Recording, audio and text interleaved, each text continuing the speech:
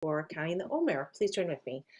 Baruch atah Adonai Eloheinu melech haolam asher kitshanu b'mitzvotav v'tzivanu al sfirat haomer. Blessed are you, Adonai, our God, ruler of the universe, who sanctifies us with mitzvot and commands us in the counting of the Omer.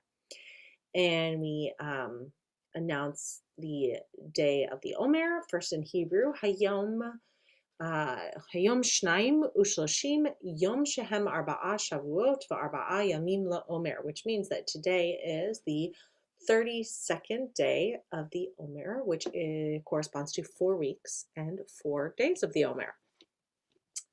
So tonight, I want to share a text with you that comes from the Midrash. So, this Midrash is expanding on a line from Proverbs. And the line from Proverbs comes from 27:18, and this is from Midrash Numbers Rabbah. And the line from Proverbs is, whoever keeps a fig tree shall eat the fruit thereof. Whoever keeps a fig tree shall eat the fruit thereof. And it is very common in biblical texts for trees to be used as metaphors in different ways, and specifically in connection to studying Torah. You may be familiar with the most famous of them is, it is a tree of life to them who will fast it, and all of its supporters are happy. Shalom, shalom. And that comes also from Proverbs. And here we specifically are reading that whoever keeps a fig tree shall eat the fruit thereof. And it's clear to the rabbis and to the sages of who wrote the Midrash that what's being discussed is not actually, or not only, eating the fruit from a fig tree, but the idea of whoever keeps Torah shall enjoy the fruits of Torah. So here's the Midrash. The Midrash says, why is the Torah likened to a fig tree? Because the fruit of most trees, such as the olive tree, the vine, and the date palm, is gathered all at once, while the fig tree's fruit is gathered little by little. So it is with the Torah. One studies a little each day and eventually learns much, because the Torah cannot be learned in 1 or even 2 years. So as an avid learner, I I love this Midrash, and I love the idea that the value in Judaism is not being like attaining a certain level of knowledge. The goal in Judaism is not like to get here and then, oh good, you did it, now you're good.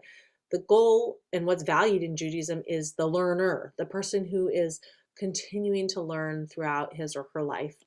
And so that idea that the one who keeps a fig tree, who continues to grow, continues to learn in order to better oneself, those are the people that enjoy the fruit of what comes from that. And that, I think, applies to many, many, many things in life. And what I was thinking about, and specifically why I chose this text for tonight, is it just has struck me that while we're in the week of energy conservation and talking about, we've been talking a little bit about solar power, we've been talking about, talked about some water stuff connected to water and energy there. And on Sunday, we had a discussion connected to the movie 2040, and Dow Constantine, our King County executive, spoke at that program, which was really, really interesting. It just struck me how much we're still learning, and how amazing it is just to look back a few years at where we were with advances in solar energy and versus now, and that's even with some of the setbacks of pulling out of the Paris Climate Accord and all that. Um, and so um, I think what I want to encourage everybody, including myself, to do is to keep learning and to keep engaging.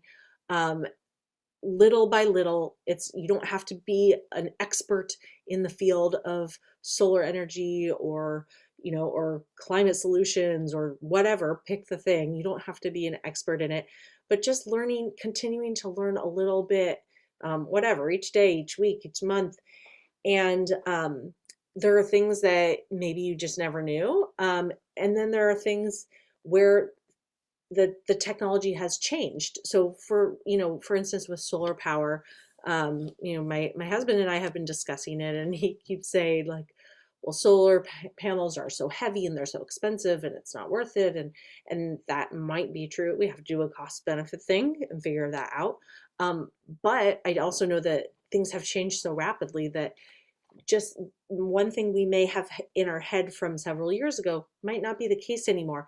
And so it's worth revisiting um, how we approach different environmental topics. So um, if you have great resources for things that you've learned about, I would love to know about them. Feel free to share those in the chat. And I look forward to continuing to learn with all of you little by little. So thank you for being on this Omer climate justice journey along with me. Lila Tove, have a great night. I will